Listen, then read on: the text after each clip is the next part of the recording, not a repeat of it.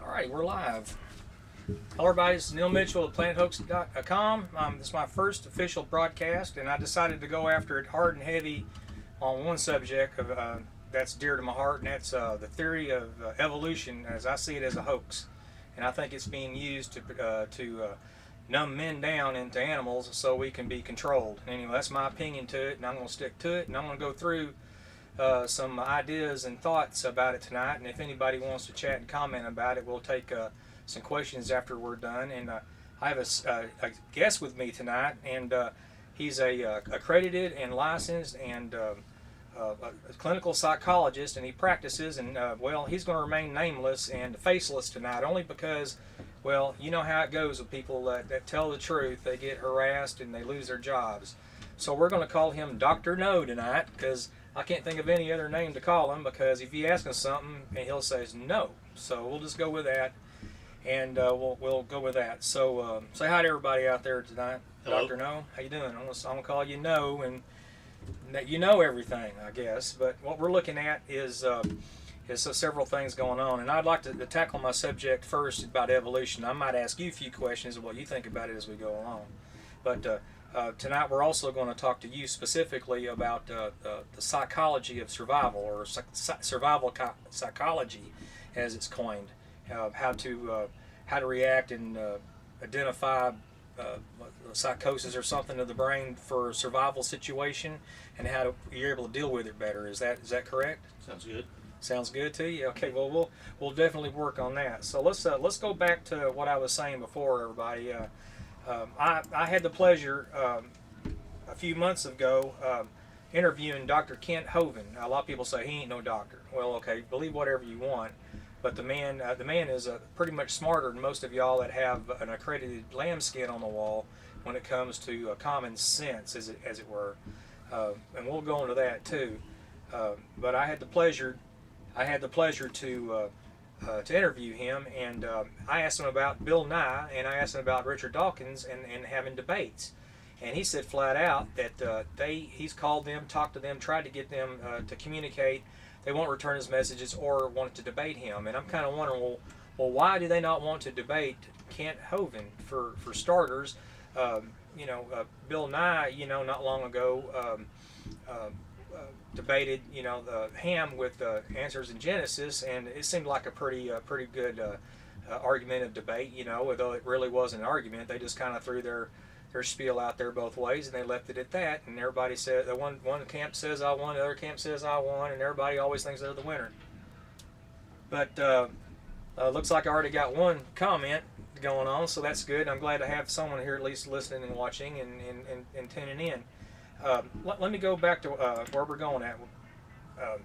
Like I said before, I believe that evolution in itself is a complete hoax, and it's a lie. And I believe it's designed by, on its face, to do two things: to turn us into animals, for starters, because that's what they want us to be, and to kind of throw us off of a living creator.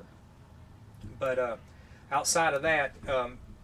There's a debate about the teaching of the theory of evolution, and that's the biggest thing that Kent Hovind talked about, and that's exactly where I want to go with this tonight, for starters. And I believe it needs to stop in the schools, because why are you teaching an assumption that is a flat-out based lie, and call it a fact in school? Aren't you supposed to teach children the truth, and they can propagate the truth and learn something? All they're learning is a lie. So they grow up thinking that they can lie and get away with it, I guess, is the way I'm looking at it. The theory of evolution has nothing to do with belief or faith when it comes to being in school, okay? The question is simple. All right, where is the scientific evidence to support the theory of evolution? Where's the scientific evidence? It's been, 130 years since Darwin was alive, give or take, at least. Something like that. And they still haven't proved anything. And I'll throw some stuff out later to show that that's factual, that Darwin himself didn't know what he was even talking about. He was even worried about it. Anyway, you have to look at three premises about the evolution.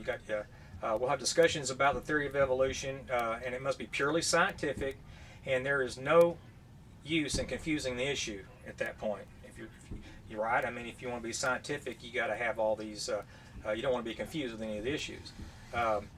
Premises 2 is a step-by-step logical sequence of events. If bone did not evolve, then theropods with skeletons must have made of bone could not have evolved, right? And if collagen did not evolve, the protein matrix upon bone is built, then bone could not have evolved. And all this stuff's got to evolve to create one to have the other. You can't just, have it, all at the same time, right? I mean, think about it. If evolution is true, if DNA did not evolve, then nothing could have evolved that's living right now, right? So the premises 3 is evidence for evolution must be based on scientific experimentation, not on speculation on how things might have happened. Okay, and that is the biggest argument of all that I have, and so does Ken Hovind have with this type of thought process. And I'd like to throw this out. So there's 10 questions, top 10 questions I'm going to throw out, not answered by the theory of evolution. Okay, I'm on theory of evolution. Okay, first one is, how did DNA evolve? Right? I mean, how did cells evolve? How did DNA replication evolve? How did cellular replication evolve? How did sexual reproduction evolve? How did protein synthesis evolve? How did bones evolve? What did the muscle contraction system evolve? How did it evolve? How did the nervous system evolve? And how did learned behavior evolve? Those are questions that the theory of evolution cannot answer.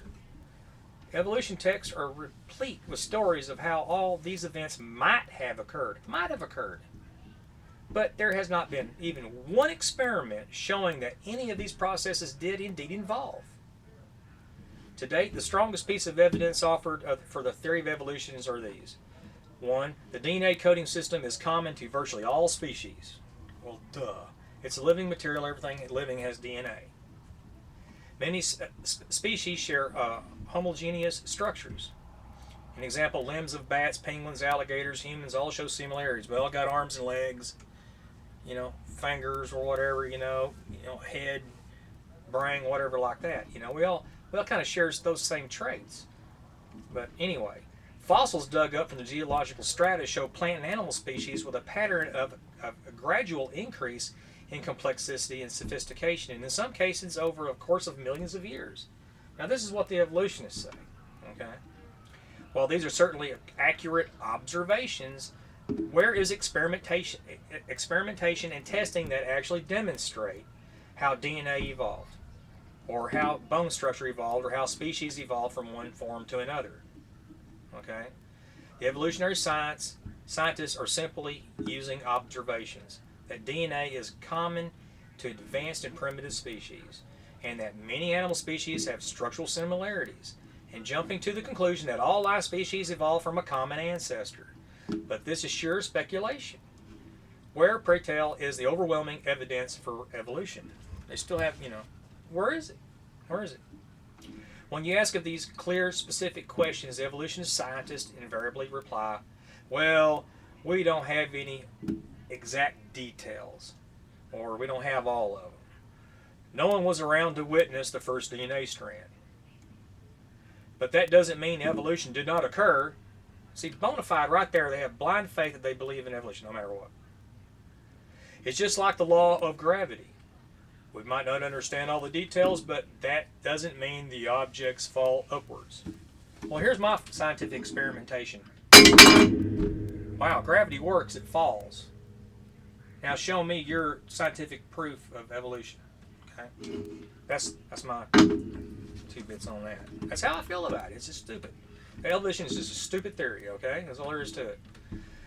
Okay, when you ask of any of these clear, specific questions, okay, I'll go on to the next one here, okay? This analogy, of course, is the height of absurdity, as I'm telling you here. If you ask the question, do objects fall downward? Then repeated droplets of objects would be evidence of the concept of gravity. Okay, you can scientifically do that and say, yeah, look, gravity is, but we don't understand it, but here's gravity. Yes, gravity is a fact, but, okay. Similarly, you can ask the question, is DNA found in all life forms common? Or do some animals share common skeletal elements? Then we can clearly show evidence of these facts. But that is not the question surrounding the theory of evolution. They'll skirt around it and throw that out and say, here's proof. They still don't have any proof. They just say it. They, one feeds the other, It's like a snake eating its own tail. Anyway, theory of evolution states that small, gradual changes in the genetic code sometimes resulted in beneficial adaptation for an organism of a particular species, since it has now lived a little longer or a little better. It naturally would have had more offspring. Its new and improved genes get passed along. So evidence for evolution must show how genes evolved, how various anatomical structures came to be. But again, there has never been even one experiment showing that a gene has evolved or an anatomical structure or any physiological process occurred.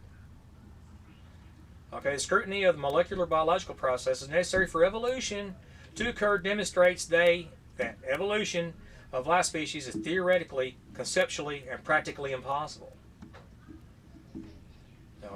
So that's how I feel about it, and I'm going to go on with that. I'm going to ask you, Steve. You're a clinical psychologist.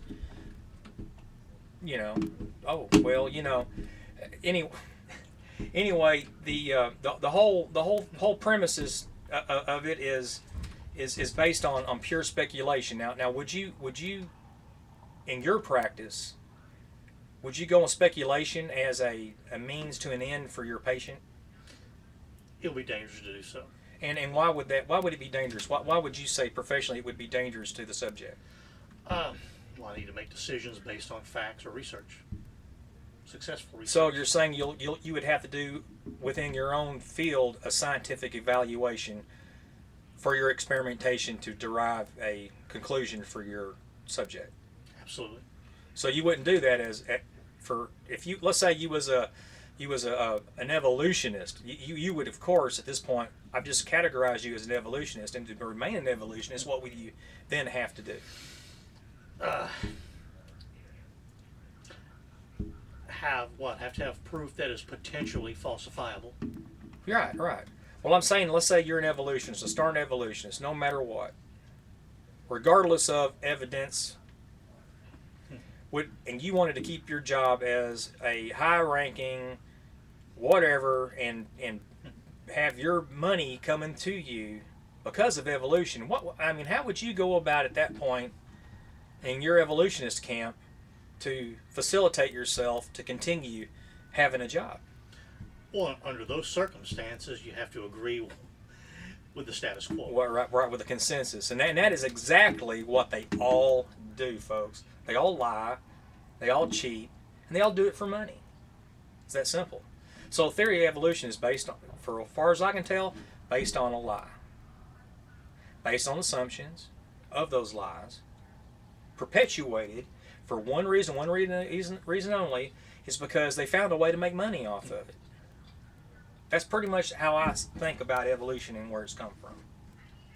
Anyway, let's move along right here real quick and see if I got somebody who might have a question, and then we'll kind of move on a little further through the situation here and what we got going. And let's see if I got anybody here on the social stream.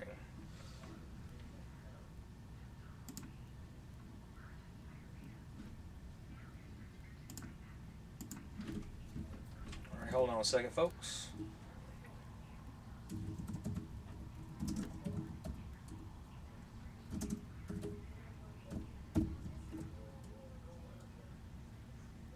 Get this right.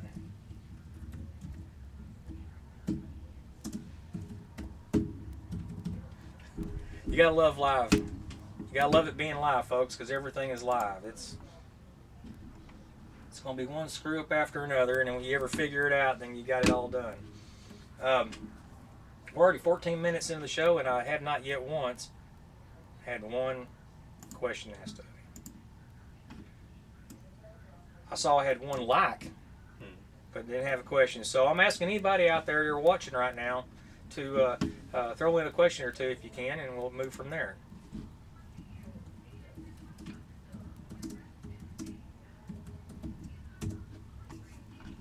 So we'll move through that. Back to what I was saying a little while ago. I'll see if I can get it back up again, whether it's here, there, or somewhere. I'd I'd stumbled upon a website, and I was wanting to go through some of the quotes that were on it, because I think it's very interesting. Some of the quotes, as they come from professionals from academia, including very well known evolutionists.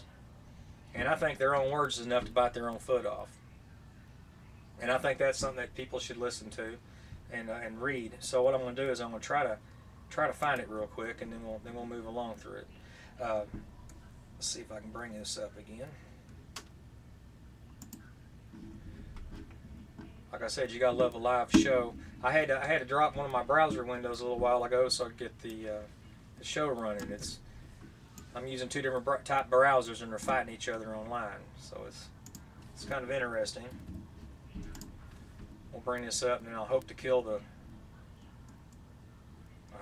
audio on it here if I can remember to. Looks like I still got feed throwing through that way. So we'll see if we can't get through it before this ad comes up.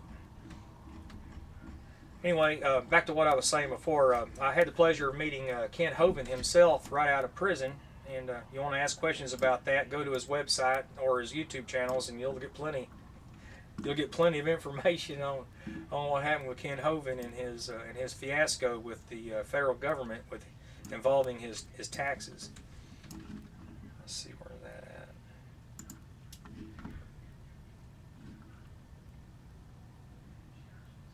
Might be right there. Drop this off. I don't even know where I'm at on that. Let's see where we're at.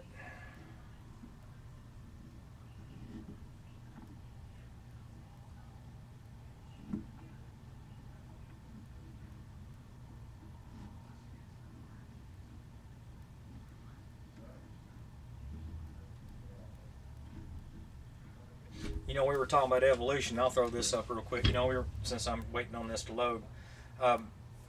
You know, evolution theory came from started actually before Darwin, but he wrote a book on it, and he came up with the flat line. I think it was his father that kind of started it, but I can't really remember off the top of my head. But Darwin himself had absolutely no evidence to support his ideas, and he states so. And anyway, he said he hoped before he died that they could prove it, and if not, it will be proven in the future, because he was hoping it would happen.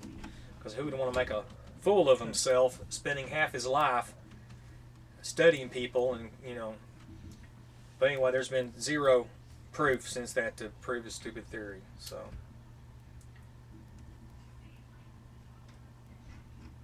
Let's see if I can.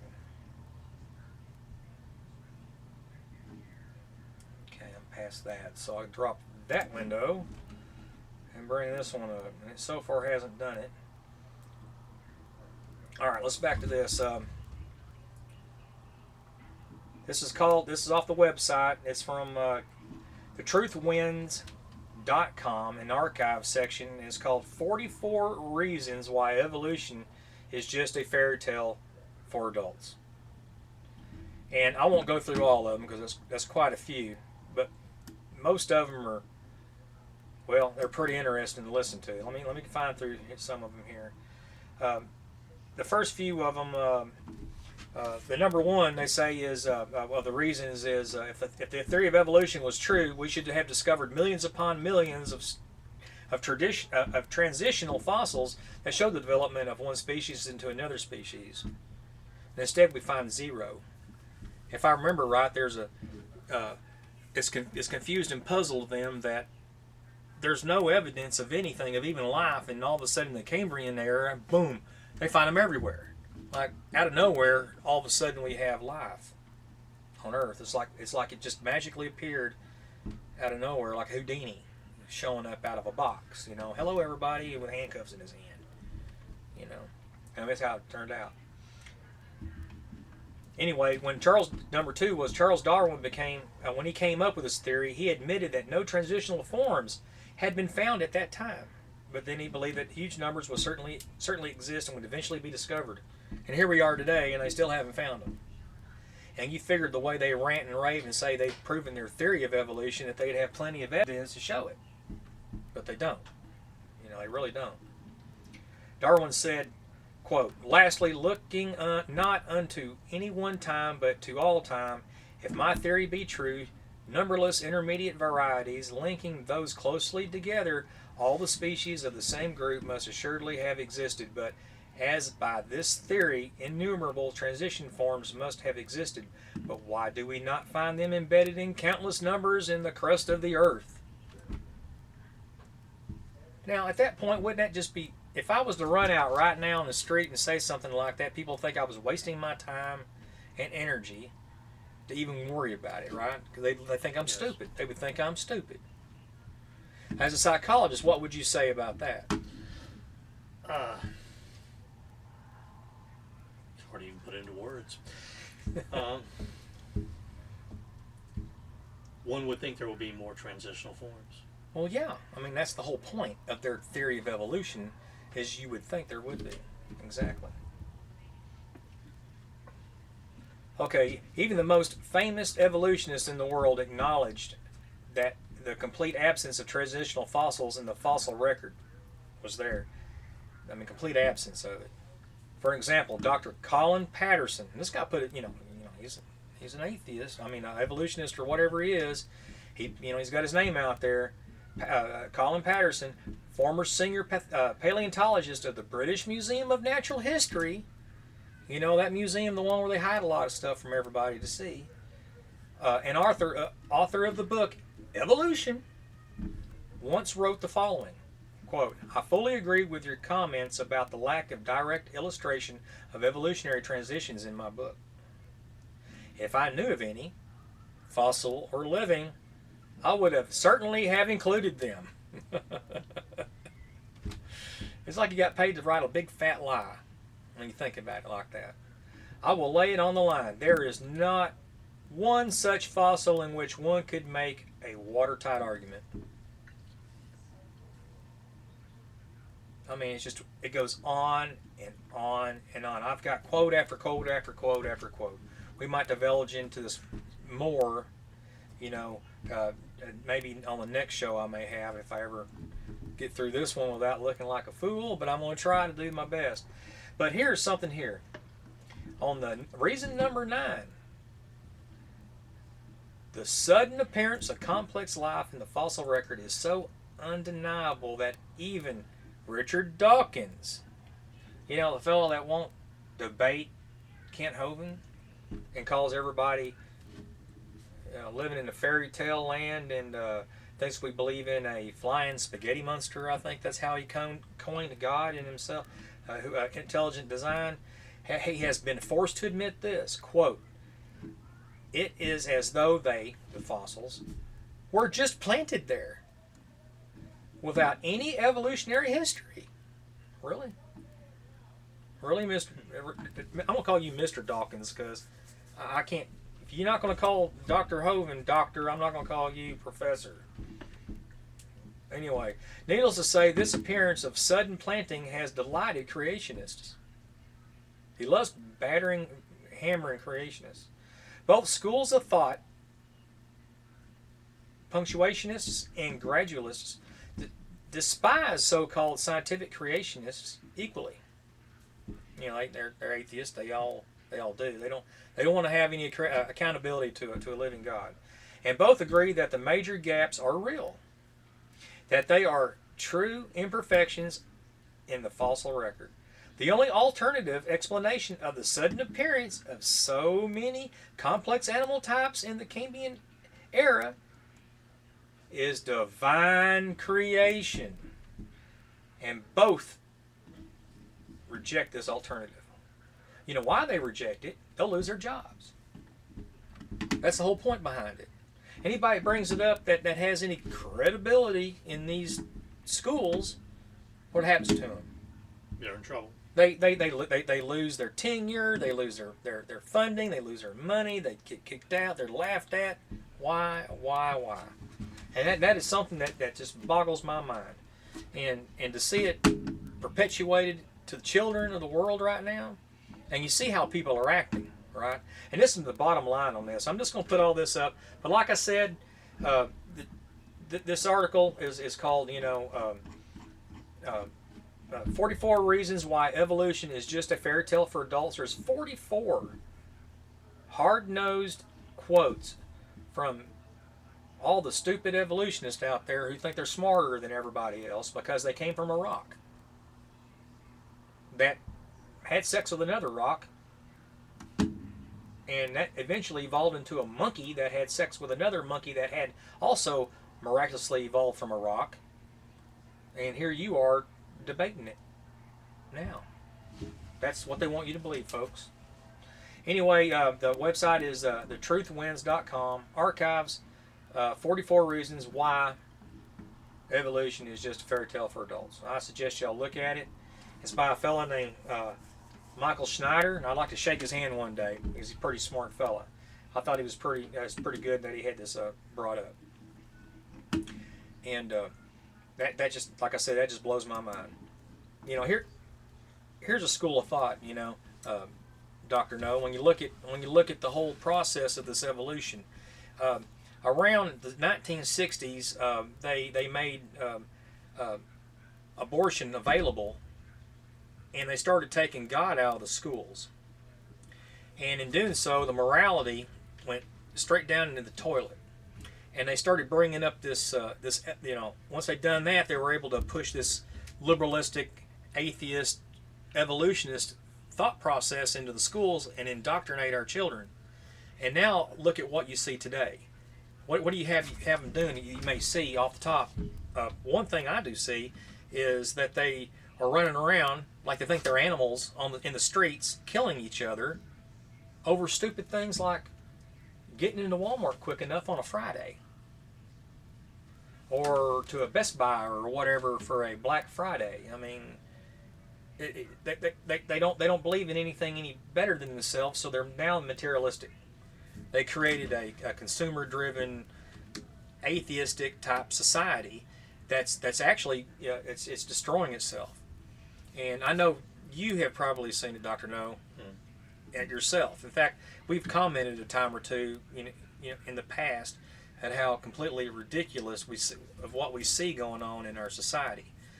What would you say, other than what I may have reflected on it, would be your reflection on this situation from the time Darwin started his evolution thought process on everybody till to today, when you see people getting now treated like animals and just kind of thrown to the wayside? Specifically, what is the question there? Well, for starters, when you have something like if you're thinking of yourself as nothing but a mere animal, your morality at that point would take a nosedive, because you wouldn't have anything to keep you in check, as in God smacking you for sinning, perhaps, or something to that nature. Even if there wasn't a God, it still has trash morality on its face. Do you agree to that? Absolutely. And without that intervention in one's mind psyche, what would you expect that society or culture turn into eventually with that type of process? Well, society has become more animalistic. People will fight to the death to get things they can't afford and don't need just because they want them. The Green Acres Mall in New York is an example of that several years back, where people were trampled to death. A police officer or a security officer was trampled to death trying to protect a pregnant woman from being injured. Really? That's something I didn't. I heard of a riot there, but I didn't hear anything. People, I think it was on Black Friday, knocked the doors down at Walmart to get stuff, and people were trampled to death. Right. And as for things like what we see today, if you look on the TV for the past few months, we've been seeing nothing but inundated news articles and videos of people pretty much treating each other like they're a commodity, like they're like they're nothing more than a product. A good example is Planned Parenthood and their thought processes in selling human tissue for. I mean, we're talking about just you know having abortions just to have them so they can have a product. It's like an assembly line. It's like a production line at the Ford Motor Company. And that to me, that to me is because they don't have any morality. I mean, it's one thing, you know, there's always going to be doctors. They're always going to do research and stuff like that. Yeah, stuff like this is going to maybe be going on, but to the extreme to where they're doing what with that particular fetus or whatever, I've noticed they've done things like brag about they're going to buy their next Lamborghini or whatever car, and take trips and buy boats and just party, and they're sitting there drinking their wine and their bubbly or whatever, discussing cutting up kids and selling them and having a good laugh about it.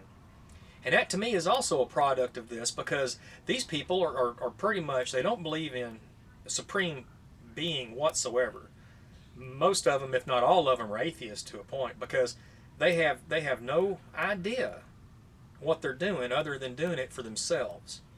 It's kind of like the old Aleister Crowley "do what thou wilt" attitude. They just have an evil nature about themselves, and they don't care. And that's because they think they came from what? An animal. That's what I think. I think they think themselves is no more than a commodity.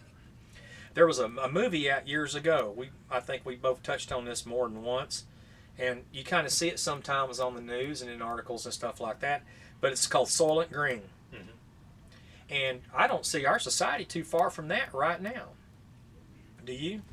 No, there are such things like supposedly in some products now that derive from human stem cells. Yeah, I believe Pepsi was one of them that got hammered pretty hard for having stem cells or something like that in their product as a, I think it was a flavor enhancer. Flavor enhancer, I believe. Is this? I mean, hello.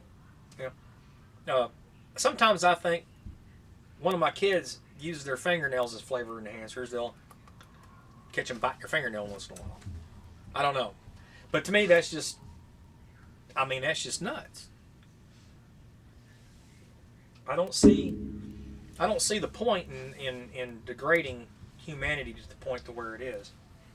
Well, let's have enough on this subject for the night. We're going to start moving on a little forward. We're going to start talking about something that may be wondering if y'all are you've heard of survivalists. You've heard of these people who hoard weapons and ammo and food and all these other things, because they're afraid that there's going to be an end times. They think that the apocalypse is about to happen. Well,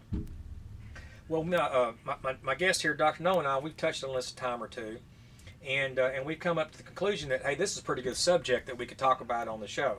So we're going to delve into the survival psychology now of the human psyche, like you or me would, if let's say the apocalypse happened at this moment.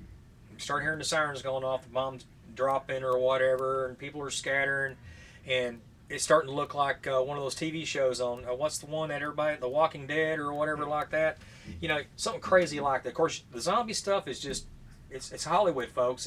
Zombies aren't real, so let's just get away from that. I've seen too many YouTube videos of people thinking this is really going on. It's stupid. It's flat Earth ignorance. Okay, it's just something that just doesn't make any. This doesn't. It's not even. The evolutionists would even agree that it's not even scientific. Well, anyway, the bombs are coming down. Everything is starting to go to heck in the handbasket, and the first thing you're going to have is you're going to have your heart drop, and you're going to have the sudden chest pain of fear. Obviously, I think that's what I would do, and just because, oh heck, it's now happening. Am I prepared? I would start going through that in my head, and probably not, to some extent. Now, the human mind is going to react to this, and start doing certain things. It's going to start triggering a survival mode, and this is what that you want to talk about, I believe, and try to figure out. So, or try to get us to understand what you have to say about it. So. I'm having this idea in my head that I need to find ammo. I need to find some weapons and stuff, a cache going, and I need to figure out a way to bug out. Now, for me, it's kind of a no-brainer how I would react, but other people might not even know. We're talking about apartment dwellers in large cities and things of that nature that they don't have the viability or even the resources or a way to move around like others do and in rural areas have. So the mindset's going to be different. So let's kind of look at a mid urban kind of in between the city and the suburb and the rural areas as a kind of a medium to go on. So let's use that because one side's going to be more extreme than the other side. So if we look in the middle, we might be able to touch on both sides. You think? Yes. Okay. So my first question might have three elements to it, maybe four. I don't know. But if I'm in a situation and I see something horrendous like bodies burning, bodies exploding, bodies getting shot up. What are the reactionary processes of my mind? Just come up with a few. I don't know, but that I would be I'd have to go through to keep myself level-headed. The first thing would probably be overcoming normalcy bias. Situations like that, people are going to either overtly or internally say this cannot be happening here. Just because it has never happened before doesn't mean it can't happen now. Okay, so what you're kind of implying is that they would go into a dreamscape mode, Or just won't believe what's going on. or they would just think they're hallucinating. Would you say that's fair? Or just believe that there's a mindset that cannot happen here. Or can't happen to me. Bad things like this happen to other people. So this would be more like an entitlement feeling, or Just denial. just denial, just denial. Okay, and that is one of the reactions. I think you got. I believe what they are is one is reactive, one is post and pre, and one is during. And I can't remember what the three were or the four. Action and reaction and resolution or something like that. I think. I'm trying to remember what those are off the top of my head. There depends on who you talk to. Different stages. Like there's like pre-threat where there's nothing going on. Then there's a threat impending, like you can tell there's something happening, but it hasn't gotten here yet. Then there's an immediate situation like it's almost here, or you've almost been hit, and there may be some denial there. Then the rough and tumble part where it's happening. Then there's a recoil of sorts afterwards. Then after that, a person will have to kind of pull themselves together, overcome hopelessness depending on the situation, Okay, now and move now, forward. now how would I go about overcoming my hopelessness? Is there like a step process that I could follow? It'll probably vary with the person. Just one thing will be accepting what has happened. Denial is not going to gain any ground. Mm-hmm. Accept what has happened. Kind of take a literal or a internal inventory. Put things in perspective. Mm-hmm. Kind of evaluate the situation after. In the midst of like a hurricane or midst of the tornado, it's just going to be turmoil. There's not going to be much to do at that point. Really. Right. I can see that being very chaotic, and in fact, I can see that more reasonably and something that would likely happen, other than an apocalyptic situation, which would just, if you added those to it, it would make it even worse. Absolutely. But trying, it's easier said than done, to avoid panic in any kind of situation, whether it's tornado, something apocalyptic, something nuclear happening. Depending on where the nuclear situation occurs, it may be a moot point. Right. Depending on where you're at, how you would react, and how you'd resolve it. I could see stuff popping off in mid-America, and everybody on the East and West Coast watching it on television. I can see nuclear weapons popping off on the East Coast, and the rest of the continent watch it on television. And the same for California. But the thoughts of it would be different, like you're saying, only because I think of the neighborhood that they're living in, East Coast, West Coast. You've heard left coast, attitude, liberal. I think that would fall in where they would be saying things like, "Oh, this can't happen to me." They're, they acting like they're living in Disneyland or something and having a good time, and then all of a sudden somebody gets hurt in the middle of it and they don't know what to do. You know, I can see things that going on. In most of America actually, everybody be looking at somebody else to do something about it, and there would be no anybody doing anything about it because there would be nothing anybody could do except survive through it. And this brings back up where we were at with the survival. The survival portion of it is what we're most interested in. The hoarding, you've heard people be ridiculed for hoarding. In society, it was always kind of, thrown down, especially in the old South, when winters were real bad, people would always, or up north, people would always kind of tattle on people who hoarded food because everybody else was starving, and but today it'd be a little different. People now are looked at as kooks and crazies when they're hoarding up a few cans of food in the pantry, even to the point where people say, well, "How come you ain't eating that food?" Well, I'm saving it for an apocalyptic moment. Oh, you're just a nutcase. And even before things pop off and things do go heck in a handbasket, what about the person that's actually doing the hoarding, and is being ridiculed? How should they really react to their own situation, just trying to survive? They should probably, to the extent possible, just let it slide off their back, in my opinion. Depending on what they're hoarding, storing up food, storing up supplies, I would look at it as like having a spare tire or having a fire extinguisher. If you're lucky, you never need it, but if you do need it, nothing can replace it. Right. It's like I'm glad I ate when I did because I'm not hungry now. Exactly. And that's always brought up a pretty good point as far as I'm concerned when you look at stuff like that. You see people today, and thanks to the administration that we have, of hoarding things that really should seem out of place and unnecessary in our past society, and that is hoarding of ammo. It is ridiculous.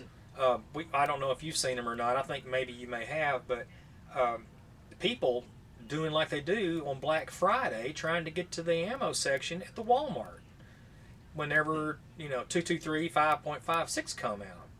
The caliber for the AR-15, M4 type carbines.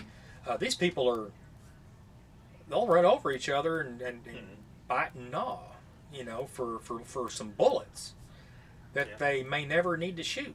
I've seen the same thing with 9mm. Yeah, and that, Lord forbid it gets to the shotgun shell. Well, you gotta realize, we're, if I don't know if y'all noticed or not, but I got the Alamo flag behind me right here because, I'm deep in the heart of Texas and I'm sitting here in my bunker, and I got the most subversive flag that had ever flown anywhere by any nation. And this is the flag I think they flew and started it all, scaring the British off here from our continent when they first started coming on us with the Revolutionary War. But I sort of have that revolutionary feel in my heart about a lot of things, and I don't like seeing what's going on. So I have these fears that you may be dwelling upon toward what you're talking about, tonight, or I should be dwelling on that we're talking about tonight. That involves a survivalist thought process. I can't necessarily say I'm a survivalist in the sense that I'm, Reba McEntire and her buddy, in that movie Tremors. I don't have a bunker stockpiled to the ceiling, with everything on the planet, that would scare even Al Qaeda. Nothing like that. I'm just normal Texan, and I got a few guns like most other people have, and I appreciate the fact that I have a Second Amendment right that I can run around right now and actually enjoy the thought that, hey, I've got a right, and they sure ain't gonna take it away from any of us if we can help it. But let's get back to the survival, which brings all this up. Right now you see men and women hoarding bullets, grabbing every gun they can. Every time the president has a a new order or a new press conference that says we got to do something about guns, they're evil, what happens in the stores? You see people running over each other, grabbing up guns, and and buying them up. Well, Whether they have the caliber or not, they'll buy the gun. well, it was this past Black Friday, if I'm not mistaken. There were more background checks for new firearms than any other time in history. Well, that's saying something. I did not even know that. That's totally amazing, and I see that as being a precursor of what's about to happen in the coming year, while we have our last hoorah with our present administration. It seems to me like time is getting short for him, and so he's trying to push things through a little quicker, and it's causing a lot of problems and headache for a lot of us. And to the delight of just about most liberals that we can see, it's been going on. But when you're talking about surviving an apocalypse, okay, you got rationing going on. How would a person go about, you think, in your own thoughts, maybe a few ideas off the top about how when it comes to food and how to handle getting food and being able to have it for yourself and for your family, if that's the case, like most of us would have children, and then you've got the neighbors showing up. How would a person, or should a person, react to that without feeling immoral about it? That's a really tough question. Because that is something that a lot of people worry about. It's a tough question. It's truly a moral question, because you don't want to leave your neighbors out to starve. On the other hand, you're responsible for your own, first and foremost. And you have to keep in mind that not everyone perhaps, but a lot of people will be more than willing to let your children go hungry and feed their own. If that means coming to your home and taking your belongings. A lot of people will eventually be able or be willing to do that. Right. Now, to pull the trigger, a lot of people would have second thoughts, even in dire straits and situations, and give up and have a second thought, and it probably cost them, because it's a survival situation, life or death. They would. How would you tell somebody, or how would you get somebody to think and understand for themselves that, hey, you got to survive, it'll be okay? What would you tell that person before they have to, before one day they would have to commit to take another human being's life to survive for themselves, or to save a loved one, or even somebody in dire need? What would you tell them, or say to them that could help process how they should handle that when it does come? Again, another tough question.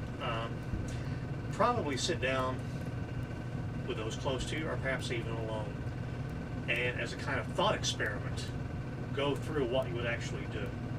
I mean, most people can talk about, like, I would do this or I would do that under certain circumstances. To sit down and honestly consider what or how you would do in a certain situation, or how you would handle it.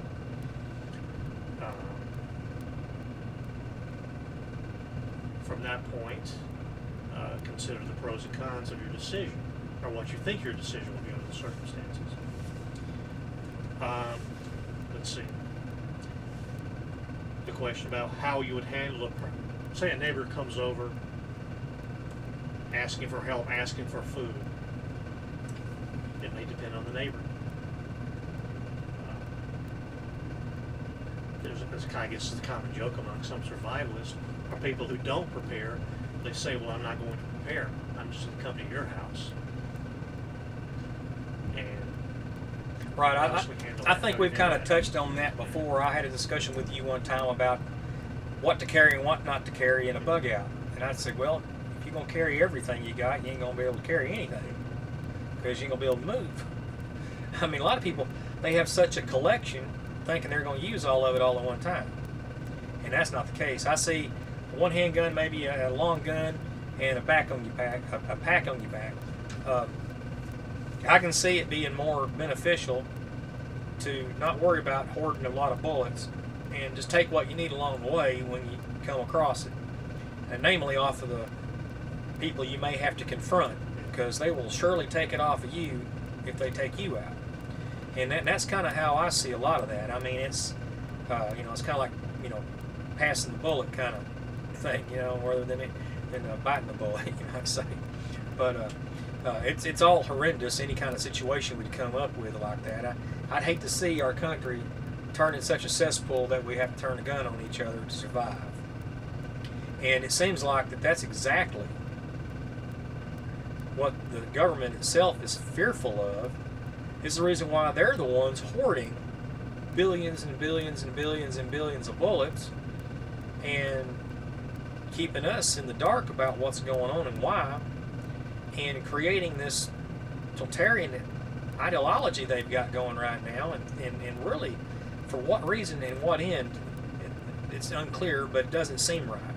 And when you see what's going on right now at this moment today in the news, things start looking a little more clear than they should.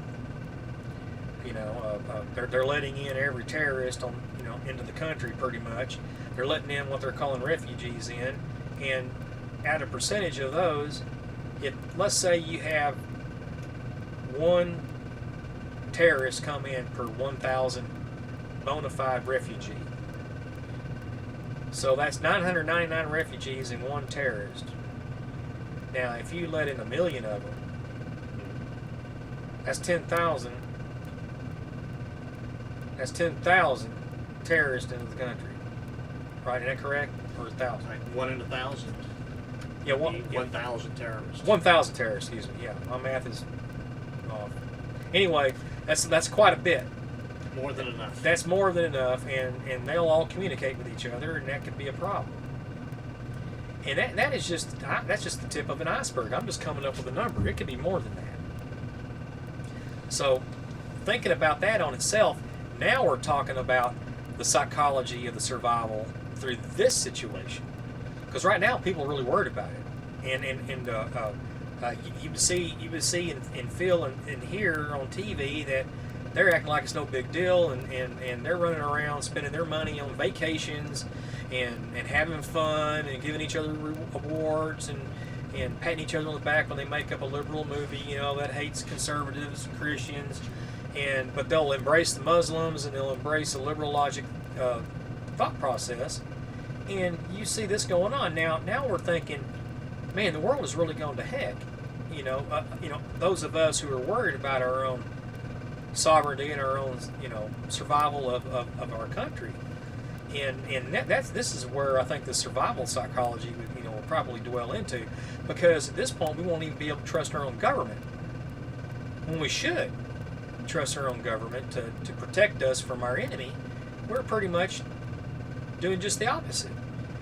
They're protecting the enemy from us while they let them in the country. And that to me is just, it's backwards. Backwards thinking. It was liberal logic. It's all backwards. Right off the cuff.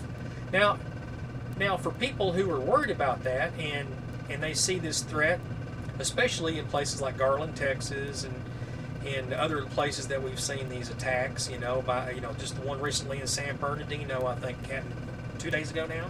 Yeah. And they're now confirming that the wife and the husband or whatever were staunch, jihadists, and they were trained by and gave allegiance out to ISIS. So to me, that's a wake-up call to the rest of the country to understand that that's what's going on. Now, for us to survive through this, what are some things that we could see, and think about that could help us get through this, and maybe get our lawmakers to do something about it? I would say probably contact the lawmaker, email or phone calls, and let them know where you stand. Yeah, that's pretty much what I would think. But I'm talking about how would I go about it in my mind to know that I'm doing the right thing, because, well, can I trust my lawmaker? Which lawmaker? You see what I'm saying? And this is where the problems are. Well, who do we trust? It's like looking over your shoulder, and You keep feeling somebody tap you on the shoulder, and you keep looking. There's nobody there. That's what it's like right now, as far as I can tell. I mean, that's just the way I'm thinking about it. But when we're looking at bugging out anyway through all this going on, once these terrorists start running around and jihading here in the States, and it will definitely eventually happen. There's no doubt about it. I mean, it started nowhere in Europe, in the Middle East, and now it's worked its way through into France. They're pushing up into the UK right now, and it ain't, and they're letting them in. And I mean they meaning the administration, letting them into the country. And how are we going to deal with that, as a society, when they start popping off everybody everywhere and lopping heads off? And it'll eventually happen. There's no doubt in my mind that there will eventually be some very heinous situations going on. I mean, you got this little one here and this little one there. That's just a start. And they say, oh, it's just an isolated incident. Every one of them is an isolated incident. Every terrorist attack is an isolated incident. They treat every one of them like that, including over in Europe. Unless you look at Libya, and Syria and places like that, where they're just droving right on through and taking whole neighborhoods and, lopping heads off. You've had a few instances where there are guys running around taking guns into areas and gathering a bunch of people up and asking them, hey, are you Christian or Muslim?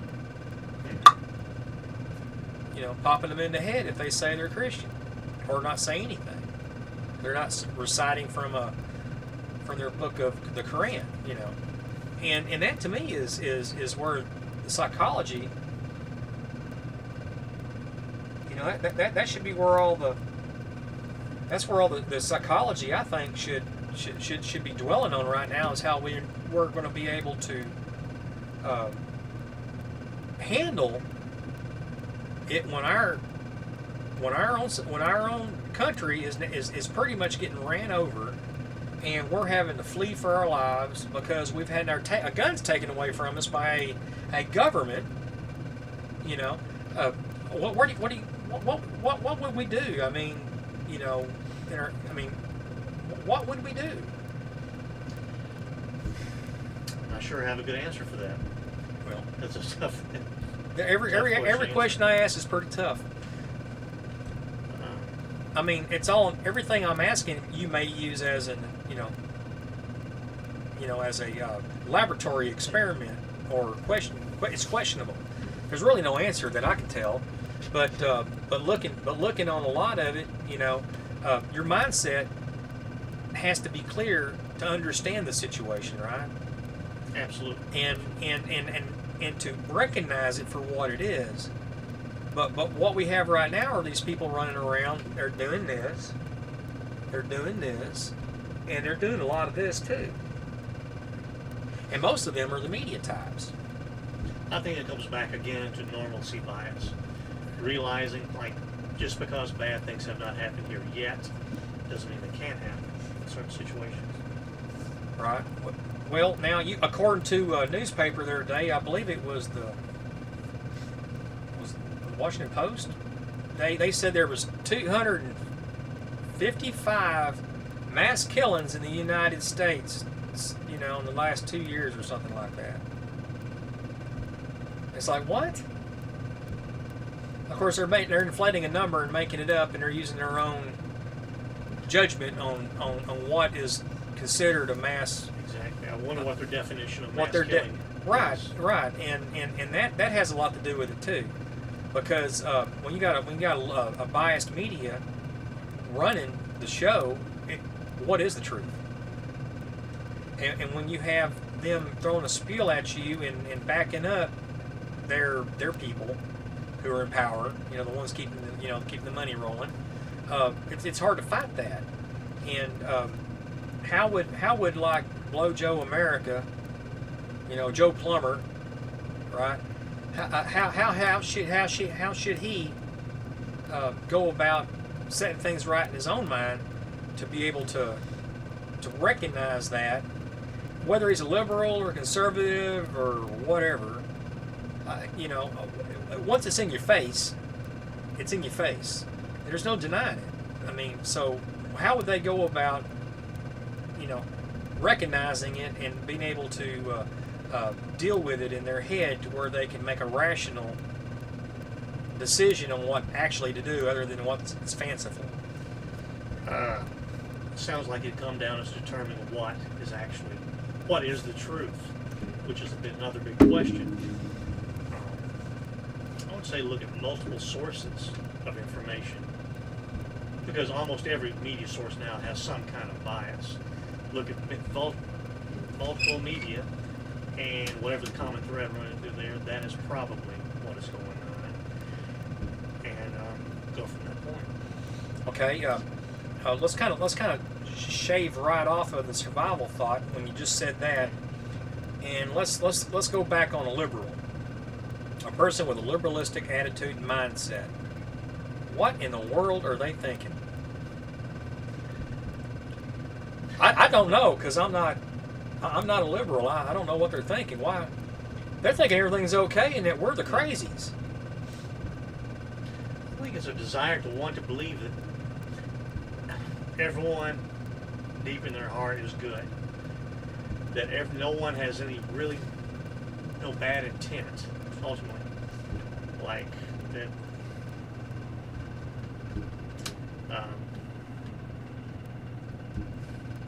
they want to believe that no one has any malintent. That's what I think. And that's not always the case. There are some situations like that, no matter how many accommodations you give to a person, no matter how well you treat them, they're still not going to be your friend. I've noticed in some of the blogs and comments concerning things like atheism, or not atheism, but evolution type, articles and things of that nature, or people like watching Ken Hovind or something like that, and I'll look at their comments, and these people who act liberal and act like they're educated don't they don't act like they're that way. They don't act like everything's nice, or they go right at the throat and demonize the person right off the bat and try to discredit them just on the basis that they don't like them. And that to me it seems to be more of a, well, I don't know. I think there's a mental illness kind of going on the way they act. I mean, to me, it doesn't seem right. I mean, you tell them, oh, I believe in a divine creator. Well, they go right at the jugular, and they start calling you everything in the book and cuss you out and call you stupid, and I mean, they go after you, and for really no reason at all, but just to bash you. They don't have any bona fide reason for doing it. Now, what would drive people to have that type of mindset?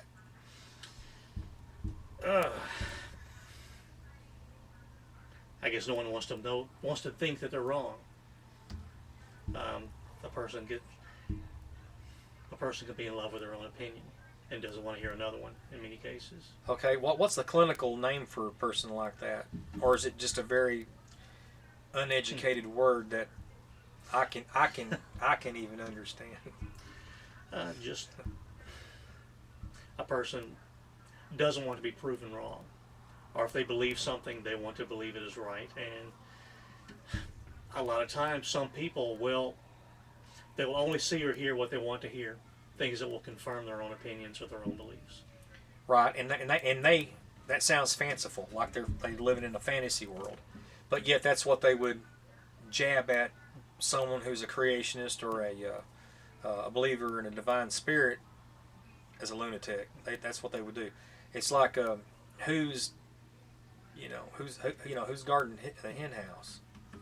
The way they act, I mean, it's just crazy to me to understand it.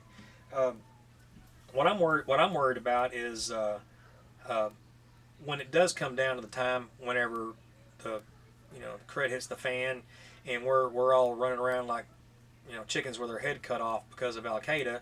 In the process, what would be the rationale to help out or even try to try to well, the word I'm looking for really is how would I go about trying to treat my fellow liberal as a human being after he's treated me so bad over all this time? Oh, um, try not to hold a grudge. Well, well, yeah, and they certainly would hold one against you no matter what, and they would, as far as I can tell, they'd act like a starving animal when you throw a piece of meat at them. They would scratch and gnaw and bite at you if you didn't get where near it. I think that's how they would react to the situation myself, because they want to act like animals and they want to be like animals and they want they want to be they want to treat everybody else like they're that way too. So I don't see them acting any different when it comes right down to it, because I don't think they have anything in their heart, and that to me is troublesome because it's hard for me to process. Well, how would I react if I came across someone like that out in the real world after an apocalyptic event where I would have to, defend myself or my family. I would have those feelings like we were talking about earlier, and I feel like that would be problematic just for everybody in the situation in general, because of course we're talking about credit hitting the fan in that instant.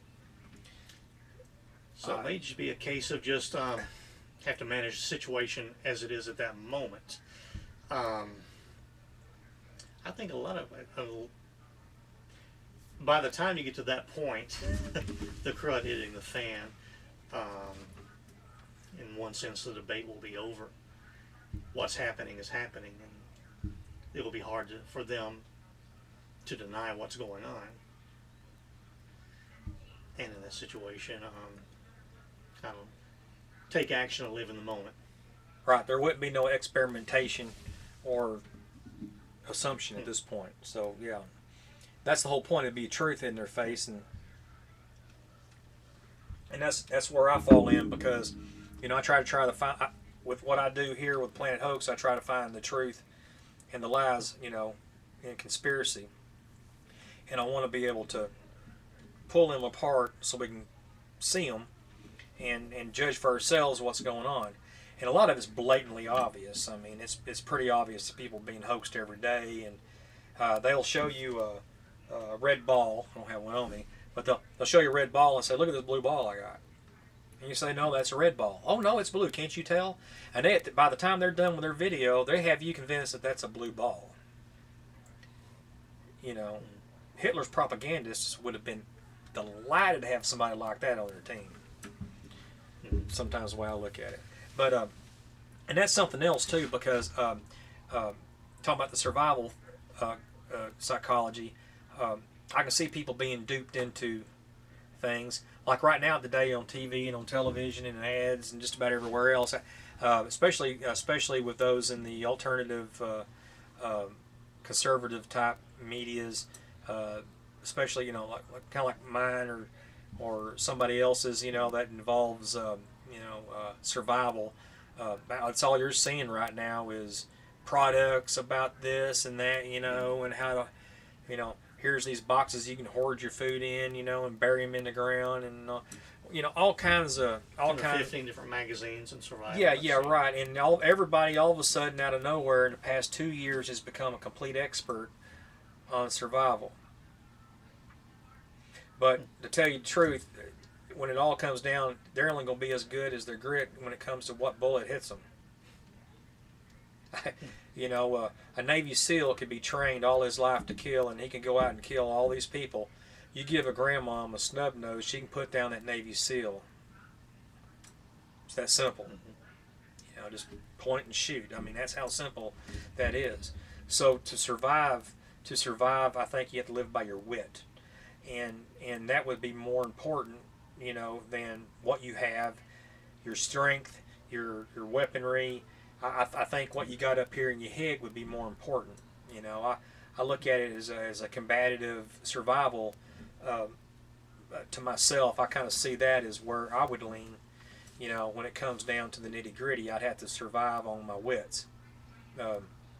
Hoarding up bullets and things like that, of course, that's smart. That's not really wit, but we're talking about out there in the world moving, trying to make it through to where we're trying to get to, or sitting in one place and trying to live through being overran by whatever we're having to deal with. Because if you stay put in one place, that's what's going to happen. You don't have to worry about the horde running in over you.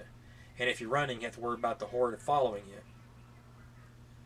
So a mental mindset for those two type of scenarios, I think, would be necessary. Someone on the run, what do you think things that they would be needing to think about as they're on the run? And I'm not talking about like commodities and things of that nature, but in their mind on how to react and how to think on their feet. Learning how to recognize what is safe or who is safe and who is not, and they probably, even if they're on the run, need to have a goal to be going somewhere. Just going for the sake of going, they'll be running in a circle. Right. They should have a goal or destination. Okay. And someone who's sitting in one place, that would be, to me, would be just, I don't know, that'd be near like living in a coffin. It's the way I feel about it. But can't help it. If that's what happens, that's what happens. And if nuclear, that would be what would happen. You'd have to pretty much hide down in a hole, and that's it, if you can find one. What would you say things that could be used, or not used, but things that could be gone through to help someone deal with that mentally? That situation, it comes back to a previous question about dealing with neighbors, people coming to the door asking for help, and cabin fever. I mean, bugging in, a person is by definition going to be in a structure, in a facility, most if not all of their time.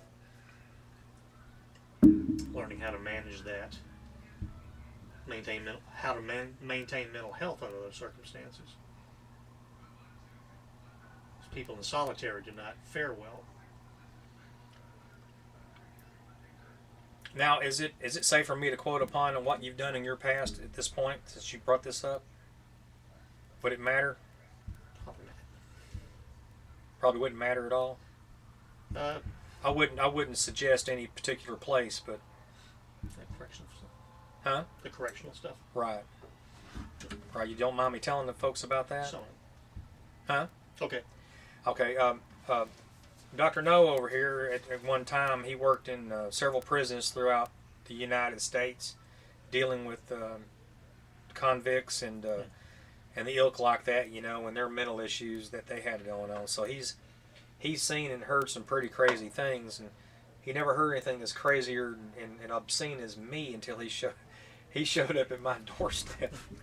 But we definitely understand that he knows what he's talking about, and those of y'all that are watching or listening to this, if he's got something to say, you definitely can take it for what it is. I mean, as far as I can tell, he's probably smarter than most people on the subject, because he's got a well-rounded background, and he's somebody that would definitely make it big time if he had his own show. And I've been trying to talk him into it, and I'm kind of hoping I can one day. And it wouldn't be hard for him to do it, just has to do it. And I'm kind of hoping I can talk him into it. But he definitely has, the mental mindset to deal with these. And my questions don't sound that smart, but any answer he's got definitely is. Let's get back one more minute. It's getting now well over an hour, and we're an hour and 13 minutes now into the program. I'm going to try to do 15 more, and then we'll call it quits. But the people that you see today running around on the streets, and the way they're acting, just tripping cars, burning buildings, shooting up the place, beating people on the streets, just willy-nilly, all because of some Black Lives Matter situation or some crazy stunt that got somebody going nuts, like a sale at a Walmart on a Black Friday or anything of that nature. Why would people act that way, just off the top. I mean, like I said, you've seen and talked to some crazy people in your life and gone through their heads a little bit. You might not have had answers to what they were going through, but you have an idea and an understanding of what that is. Now, these people on the street, to me, wouldn't really be much different than those people that you had seen while they were incarcerated. So could you please kind of elaborate on that for me and try to, so these people out here can understand what they're dealing with on their own streets and in their own neighborhoods at this moment? I think it all boils down to just a disregard for a fellow man. Now, see, that just touches right back to what I was talking about earlier. I mean, it always goes back to the same thing. There's no accountability. Nobody has any accountability. Would you say that's Relative lack of accountability and disregard for others. Viewing others as objects in some cases, something or someone to be used. now? That sounds like. Now, I'm going to elaborate hard on that. Hold that thought. Using people as objects for their own amusement and pleasures. Now, if I remember right, I've been hearing about ISIS and these jihadists doing that with 9-year-old girls and taking them in as wives and raping them and taking in more than one, a dozen of them or whatever. And that to me shows me also the other problem we were talking about with the terrorism situation that's going to be just eventually just wave right over into the United States. And that is also something that we'll have to deal with. On top of all this going on with these crazies on the streets where we've got right now, tearing up and burning stuff because they say that they're not getting a fair shake. But yet they're doing it to themselves. Now, the mental mindset you elaborated on again, can you give me a little more insight? Well, that's the hallmark of antisocial personality, is like viewing others not so much as people as things to be used, means to an end, in a nutshell. Kind of like Planned Parenthood and their abortions. Would you say that's a safe assumption? In some cases, yeah. Yes, that's just, see, it all goes back to that, folks. It's all about our society being completely destroyed from within because we've taken one thing out of our society that matters most, and that's God Almighty above. And I'm a firm believer that's exactly what the problem is. And you can argue and fuss and fight with me all you want, but that is the bona fide reason why our society's going in the toilet. Because we turned our back and He's allowing this to happen to us so we can see it for ourselves. How many times, I think, happened to the Israelites, the Hebrews, and the Jews in the Old Testament? How many times they get smacked around by God until they finally figured it out? I mean, I can't even count that high. So we'll go that direction later, but on another program perhaps. But anyway, the act of, you're saying, not giving any regard to your fellow man, to me is nuts. And that's because, like I said, I've got a conservative, moral mindset to an extent. I'm not perfect, folks. I'm not perfect. I'm a lovable Texan. I'm a redneck.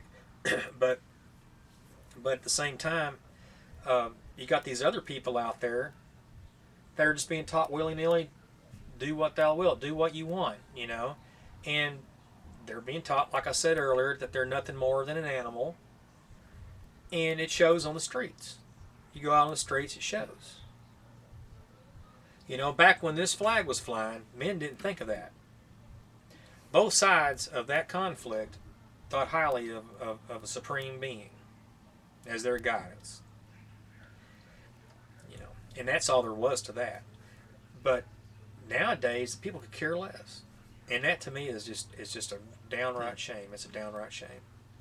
And I don't know. I'm not going to blame it on Darwin alone, but I'm going to blame it on the people that came along after him, who facilitated it for greed and profit and for whatever other monetary means and agenda that they had.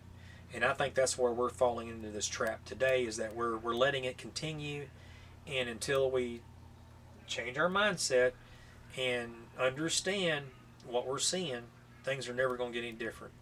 Now, how would you, in the last 10 minutes of the program, how would you tell the people out there how they could go about changing their mindset for this survival at this point? Let's say they're normal blow Joe, uh, like I said, mid-American, not rural, not city, but just kind of stuck in between, and we'll use that as the soundboard.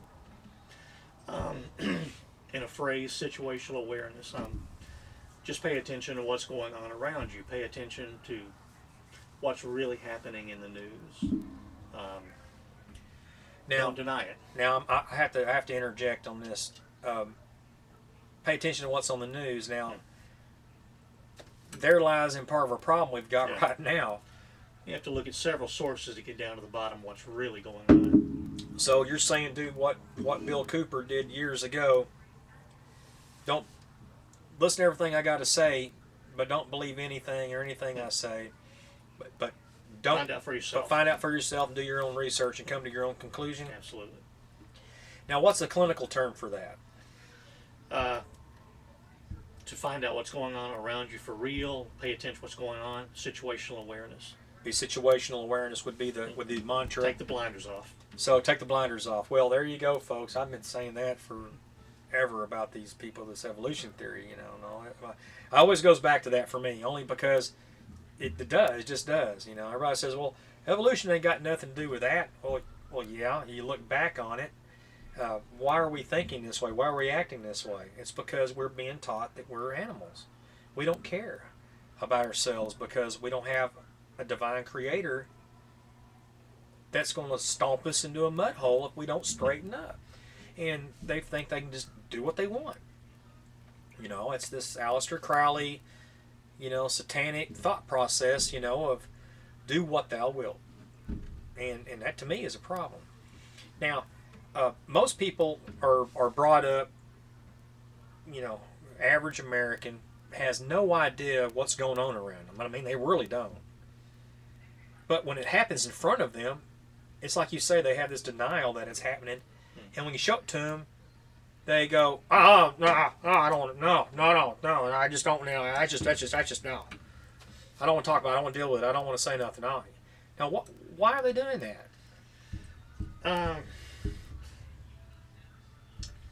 Well, in a nutshell, a familiar problem is easier to handle than an unfamiliar solution.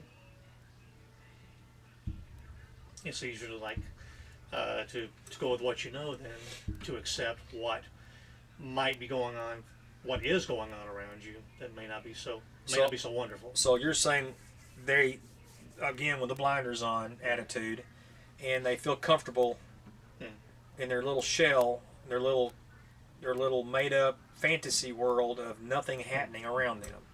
Exactly. Because that's what's going on. They're creating their own little world and they're trying to live in it. And if you open it up and peek through it just a little bit, it's like Truman in the Truman Show, walking outside and seeing the reality. Noticing the camera, That's kind of how I see a lot of that going on. And it's going to be a shame for us here in the United States when it comes down to an actual full-scale jihad incident. That's going to be no way to deny what's going on, no matter how hard they try, or a big fat atomic bomb pops off somewhere. It's going to be a damn shame if it's going to take that for us to turn around and make things better in this country. Hopefully it won't go that far. And I see it happening eventually in this country until we straighten up. And how do we straighten up? I mean, how? If you was to say something to the president right now, Mr. President, you need to straighten up. Really, you can see he's like, even if he meant well by what he's doing, it's obvious he has his own biased agenda going on. There's no hiding it anymore. But what would you say to him that maybe could actually set a little light bulb off in his head and make him change his mind about some of this stuff and do this reverse of some of these programs and some of these things that he's pulled on us? probably have to think on that one for a while. Okay. That's All right. a tough question. Well, it's a tough question to ask too, because I don't have an answer for it either. All I can say is, do what's right and live with the consequences. You can sleep better at night. That's how I look at it. That's how I look at it. Well, we got 5 minutes left on there. Now, do you have anything you'd like to reiterate to me, perhaps I could answer? I'm giving you a chance, just for a moment. I know we've covered a lot of subjects right here. So Well, I nothing think comes to mind. Well, we've covered 2 subjects. And that's a lot. But I don't know, I've picked it apart the best I can without looking too dumb on camera, you know. But I do try my best to try to figure this out, you know. Like I said, this is my first broadcast, so I don't expect it to be wonderful. I expect, you know, some people to see it. I expect a lot of people not. And that's okay. That's okay. It's kind of like a test, see how things go. But I do appreciate you know, coming half on camera with me tonight. It's my pleasure. And being there and everything and truth, it's true what I said about him, folks. He's accredited, he's licensed, he's practicing, he's got more proof of documentation in his little finger than most people do about what he does, and I trust what he's got to say when he says it. And with that, I do appreciate you, like I said, coming in tonight and being part of the show. If there's any questions out there anybody wants to ask me, go right ahead and ask, because I'll field questions for the next 4 minutes. If I don't have any, well then I'll just go ahead and shut it down. But like I said, I do try to do my best of what I can. I'd like to get back on the subject, as I normally do, about one thing that's dear to my heart that I love to talk about, and that's hating what I see going on right now in America. I hate it. And there's nothing in the world more than I hate than seeing us bite each other in the back. There's no reason for it. We're allowing companies like Planned Parenthood to profit off of our own children. We're allowing our country, to facilitate it. Our taxpayer dollars are going to killing ourselves. And that's messed up. I can't stand that. I can't stand it. I made some videos on it. I'd like for y'all to go to YouTube, to my Planet Hoax channel, and take a look at them. There's links I'll provide and all that. But I'd just say go to planethoax.com, and you'll find every link to every video I've ever put out on the site there. I have a few of them on a video page, and the rest of them you can find in the column section on the right-hand side at the bottom. You can find them all. Outside of that, really not much more to say, and I do appreciate, like I said, I appreciate Dr. No coming in tonight and being part of this fiasco, and I do appreciate those of y'all who have tuned in to see it, and I hope it did okay and did all right, and you know, please send me some comments and emails and let me know, and maybe what I can do to improve myself other than cutting my head off. Put another one on here. Anyway, I do appreciate it very much, and I'd like to say good night and God bless, and Godspeed America through this terrorism situation we've got going. And I'll see you on my next broadcast. All right, good night, folks.